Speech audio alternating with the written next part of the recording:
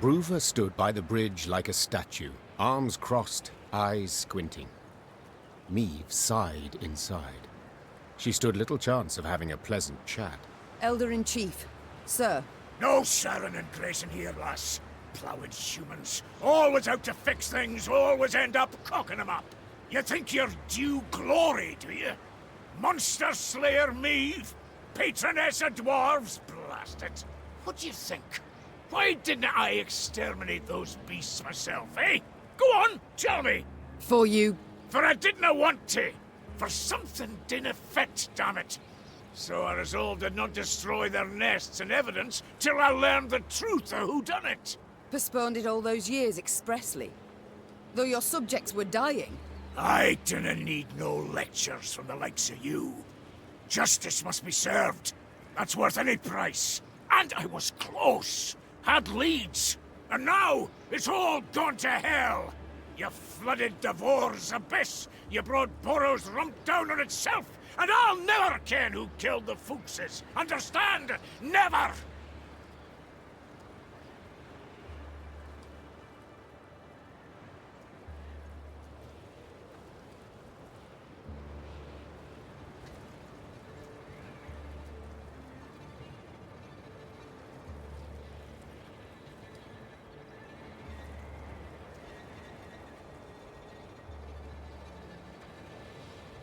I would not be so sure. Sure of bloody what?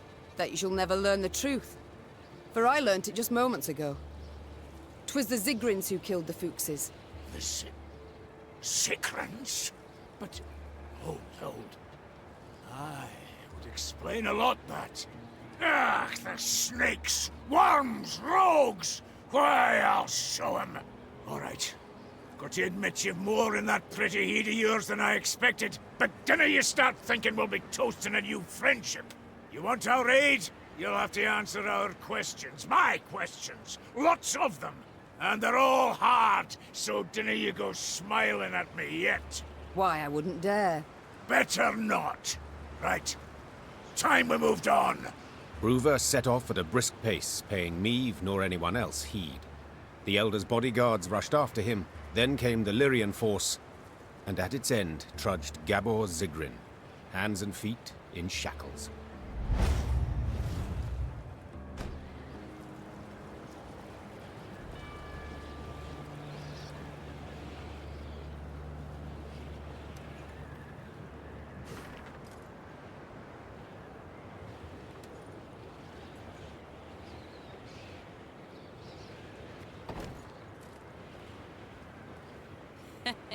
Wanted to hunt monsters, eh?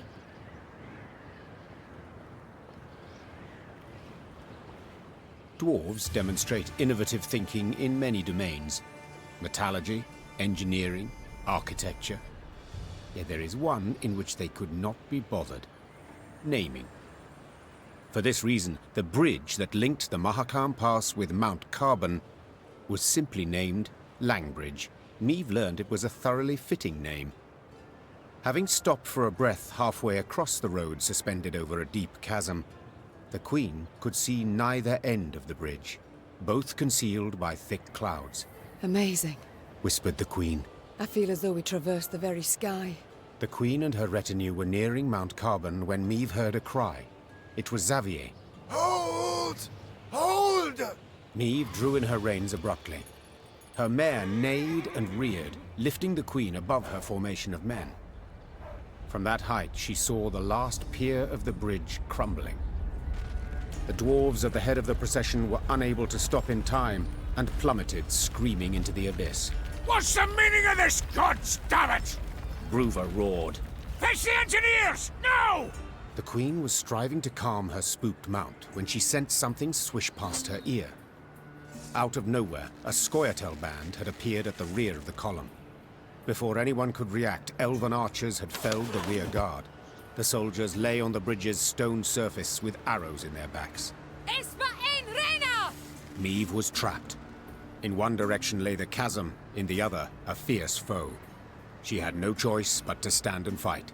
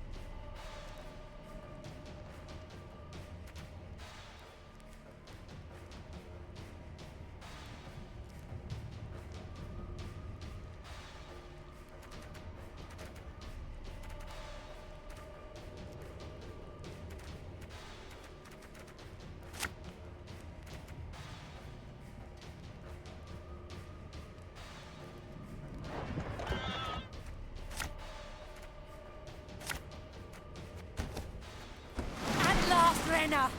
You are mine! We're trapped, Your Grace, but we can try and fight our way through.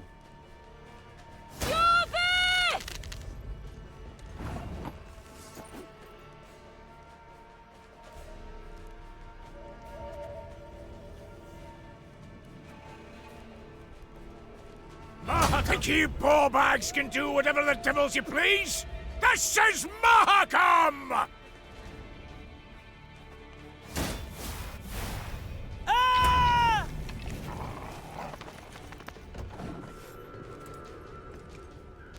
Special prize. Just for you, love. This could hurt.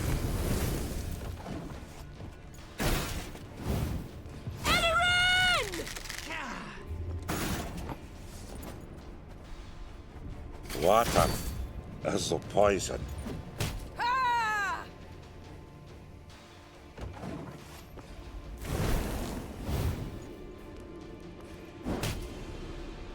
Your tricks will not save you, Dwan.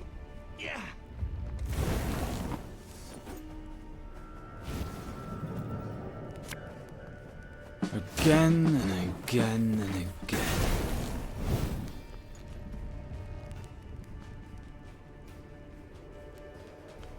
Nay, Dwan camest.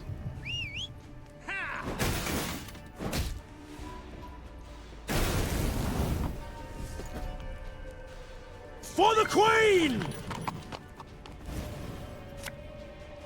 Her Majesty knows what she's doing.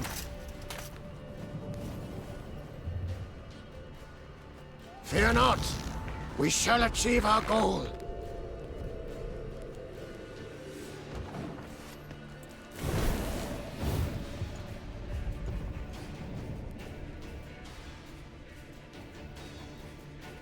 Show me the coin or sod off.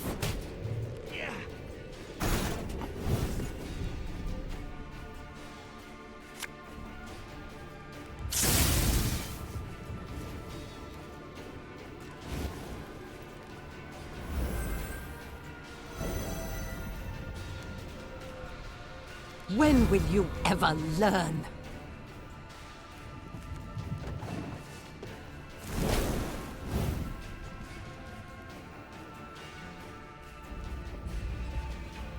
Let us sing the Song of Steel!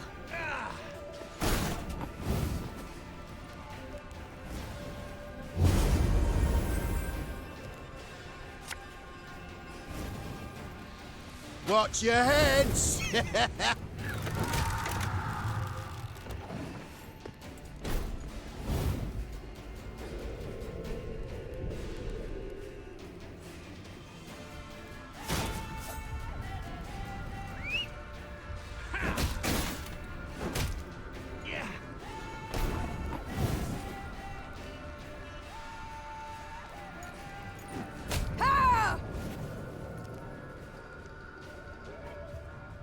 God save the Queen!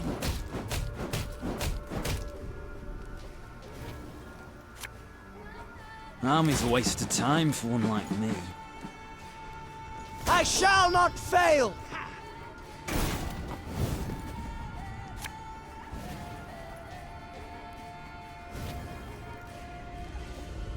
Feel any burning? See a local healer or wise woman.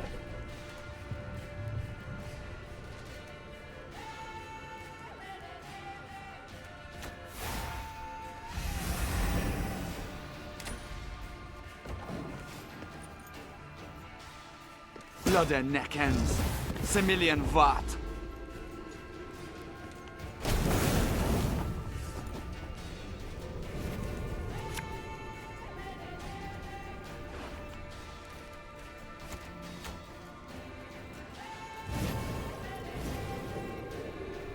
There's been a mistake. I'm no mage.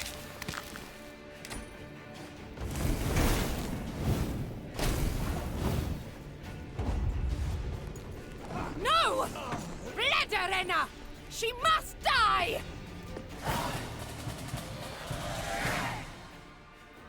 Their strength combined, the Lyrians and dwarves managed to defeat the Scoia'tael. The guerrillas had weakened the last span of the bridge, turning the crossing into a deadly trap. Had Xavier, who noticed the weakened structure at the last instant, not called out, all would have fallen into the chasm. The Lyrians managed to capture the unit commander. She stood, her head raised high, and when Meve glared at her, she did not avert her eyes. What is your name, elf? Abayeth me pars, Dwan. She said, Thank you, Reynard. I know well what she said. Kiss my arse, is that truly the best you can muster? I'd rather show you exactly what I can muster. Tell them to unbind me. You got your opportunity. On the battlefield. Will you not tell me what they call you? Fine. It's all the same to me. I'm more interested to know how you came to be here. Who sent you? No one. It was my decision to kill you, and thus avenge Eldain. You've elven blood on your hands. The blood of the elves of the Moulderwood. Eldain was a criminal. He got what he deserved. You call him a criminal? What do you call humans who murder our kind in pogroms, who massacre us? What do you call Black Rayla who fought at your side? Do not dare compare us. Do not dare! Enough. I've heard all I wish to hear. But I haven't. Did you fall in your heed, elf, eh? If you want to fight humans, go on and do it. You cannot talk sense to idiots that nae here, damn it. Mahakam is and will be neutral. You cannot be neutral. To Dwan, you are either their foe or their dog. Mahakam has stood aside, sleeping long enough. That is why we struck it in its very heart. As a call to battle. A call to brethren whom you, Elder, have kept from the world too long. I have kept him away. I've been bloody right to do so. You want to play at war, you numpties? You want to force the Pontar to flow upstream? Gang right ahead. Good riddance, I say. Gan kill, gan die if you fancy. But God's damn it, leave us alone. Yeah, I should kill you. With my own hands. I should cut your throat, put you out of your misery. That's what you want, innit? To die? To die a stupid death? Well, I'll not grant you that.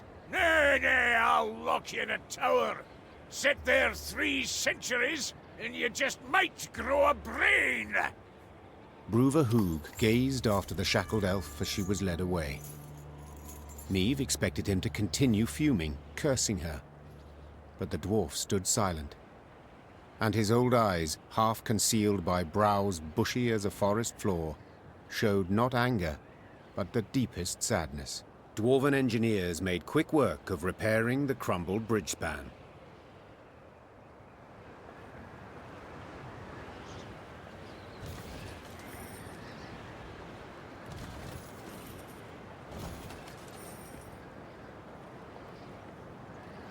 Look, Mount Carbon. Damn. And I thought Novigrad was big.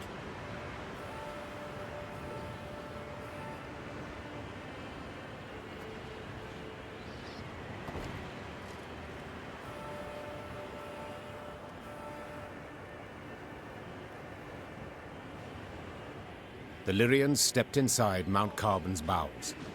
Meve rode while looking upwards, admiring the intricately carved ceiling, gilded walls, monumental bas-reliefs carved from basalt.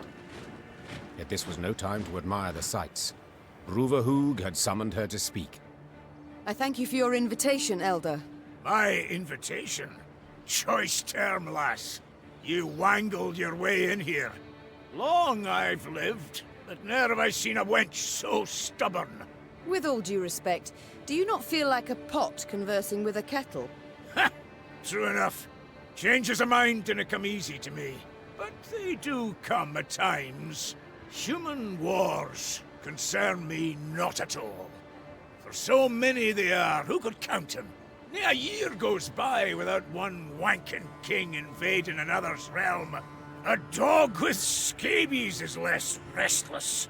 That's why, this morning, I aim to send you off with nothing. Mattered not what the clans were saying. Rivia, Schmivia, who gives a sheep's fart? But that was this morn, before that daft wench and her pups attacked. Nilfgaard supports the Scoia'tael, it's common knowledge. Nilfgaard uses them, Well, I'm nae worse, and I choose to use Queen Meave. So what use would you make of me, if I might ask? You've a plan?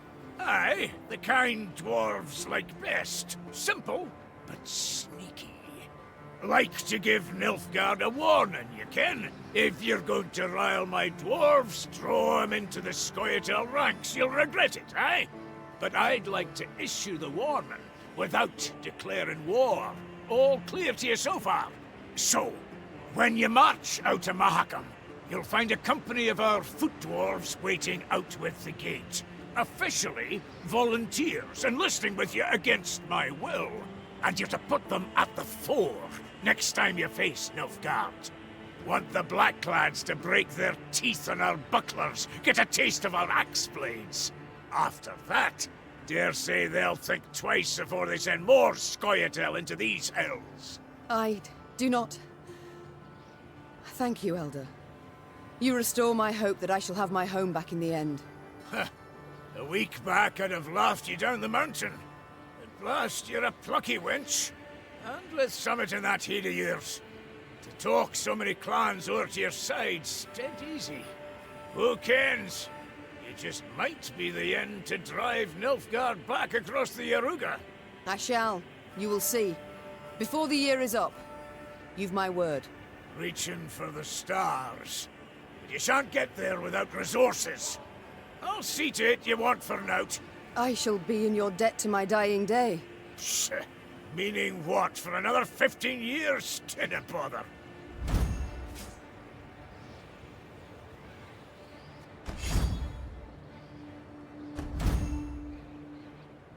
I would like to march at once. So by your leave... Nay, not granted. At once? What's that mean? Our laws are clear. Guests are to be sent off with a thundering feast. Even the humans. Bruver, as was Bruver's wont, insisted. So the Queen accepted the invitation, but as was her wont, set a condition. The feast was to last but one night, and not, as was the wont of local custom, an entire week. All clans were to be represented at the feast, save one, of course, the Zigrins. For they had already learned their punishment. The entire clan was banished from Mahakam. An exception was made for one of their number, for Gabor, who was beheaded before the day was done.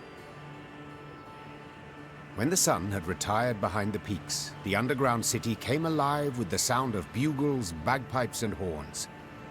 The dwarves emerged out into the central square and danced exuberantly, sparks kicking up from their hobnail boots. The usually crabby Elder-in-Chief Hoog proved a cordial host that evening. Let's drink, lest our neck shafts grow cobwebs! Suddenly a messenger arrived. Bruver lifted his copper horn to his ear and listened with furrowed brow. What's that? Speak up! When she saw a sour grin on his face, Meave knew the tidings were not good. Yet she did not suspect they pertained to her directly. Meave, you expecting anyone? How's that? Runner says a delegation's arrived at Carbon. Frae Lyria and Rivia. Got a Nilfgaardian escort. How dare they? Traitors. Who leads it? You'd best sit. Who leads the delegation? It's your son. Willem, I fear. Willem? Mahakam remains neutral as regards all your squabbles. I trust I needn't remind you. So I'll have no scrambling or shoving, and certainly no bloodshed. Point of fact, I'd prefer it if you... I wish to speak to him.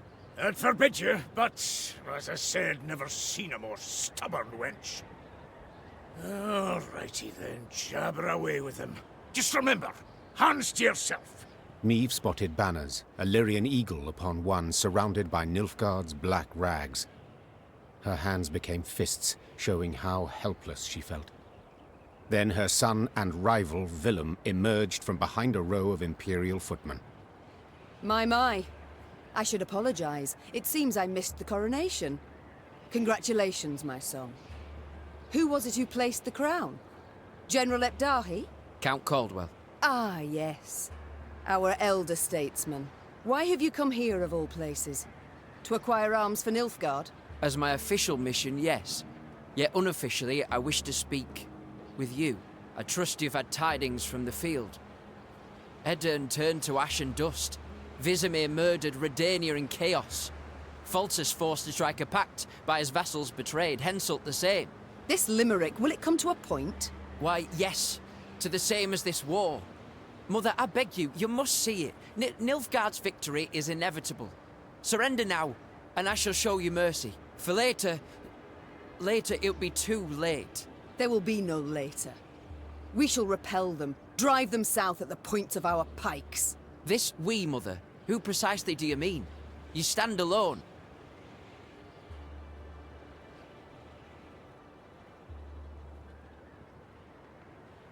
I prefer to stand alone over standing with Nilfgaard, with the invader, as you do. Mother, in declaring for the Empire, I saved the lives of thousands of our subjects. And in so doing, our honor lost. Folk who had their huts burned down care deeply about our honor. Is that truly your belief? When I was crowned, a fact you deride, though that makes it no less true, I swore the good of my subjects would guide me. And a war we are doomed to lose cannot in any way benefit them. And slavery can. You know well the Blackclads put peasants in chains, like cattle. Reprehensible, I agree, but... And resettlement? Forced labor? Cruel laws that make death the punishment for the slightest offenses? Are those benefits? Well, answer me! I see I will not sway you, Mother.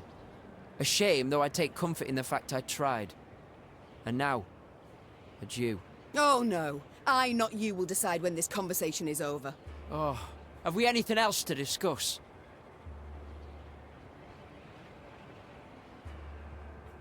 Are you perhaps aware that the Nilfgaardians tried to kill me? What? No, I heard only about an avalanche. Which tumbled down through no small effort of an Imperial envoy. Never would I have agreed to such a heinous act. I believe you. I'm heartened that, despite all we... I believe you because I believe the Nilfgaardians wouldn't ever have asked your opinion. Think on it, son. Are you their ally or their tool? Can you ever be sure? I am the King of Lyria and Rivia. To serve my subjects' best interests, I am prepared to make even the most painful concessions. Might I leave now? Or is there more? Naturally. How did you know you would find me here? I received Nilfgaardian reports to the effect that you've been seen in the pass. Oh, roses are red and so are your cheeks, my son. As ever when you're caught in a lie. Lyria is 2 weeks' travel hence. Had you received word only once I was here, we'd have been long gone from Mahakam by the time you assembled a force and completed the march. No. You were forewarned of our intended route. It means I've a traitor in my ranks. Another one. Get out of my sight, villain. And pray we only ever face one another on neutral ground. Meve struggled inside not to turn and gaze once more at her son.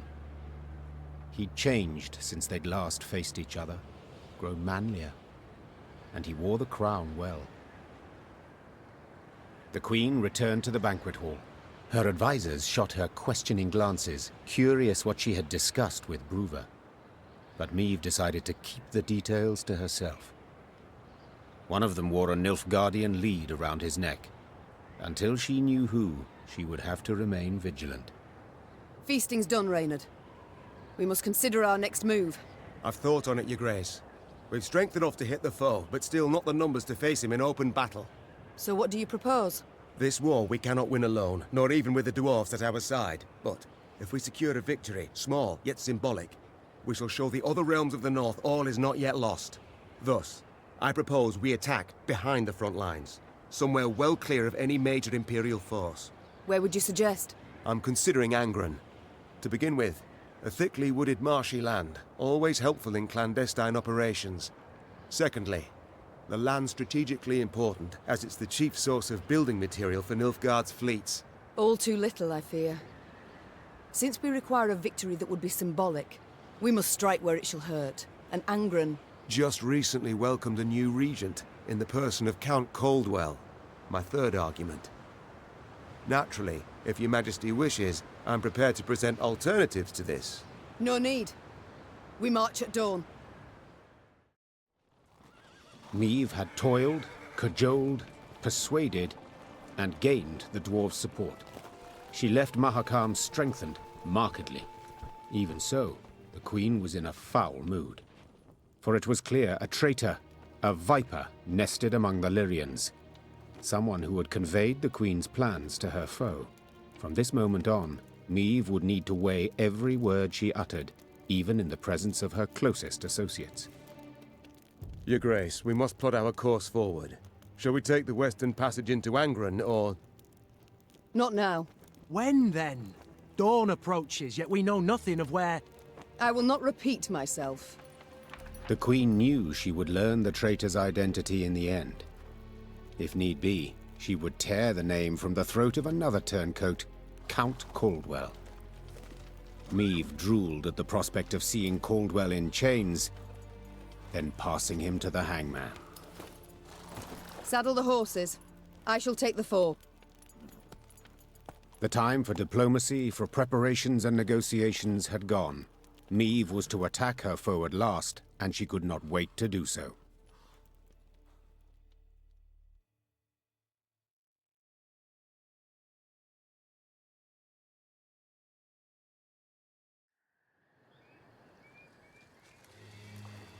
At long last, Meve's force reached Angren's marshy woods. Ever been? No? Count yourselves lucky. Are you certain we haven't lost our way? Alas, here there is no way. We continue south, that's all. South, meaning the bottom. Should you ever venture there, I offer you this advice. Do your utmost to make no noise. Poor soul. His comrades cried out, reached out, but alas, amidst frothing waters they heard bones cracking, the moan of metal bent and crushed. What the... bloody hell, what was that? Rather not know, personally. Hold your positions! Arms at the ready!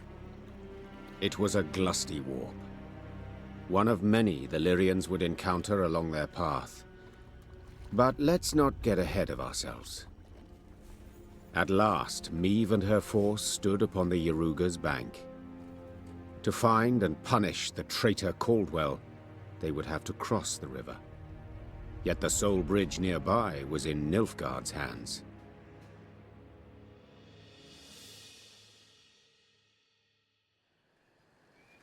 Your Grace, I've a message. For your eyes only.